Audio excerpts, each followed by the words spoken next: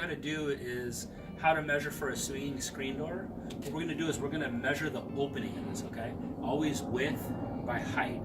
So first I'm going to do the top width, just to double check. This opening here is, well, it's straight 36 inches, okay? And I'm going to check the middle. It's 36 inches as well. And the bottom is 36. That's actually pretty rare. Usually these things are usually crooked, okay? And then for the height, we're going to measure from the highest point. So if you look here, this is where we're going to be mounting the back of our screen door. So what you're going to do is you're going to put your tape measure towards the back, because if you look, there's a slope to the bottom of this door, okay?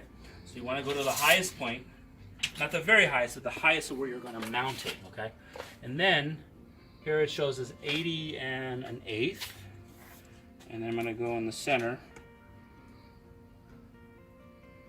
Is also 80 and an eighth.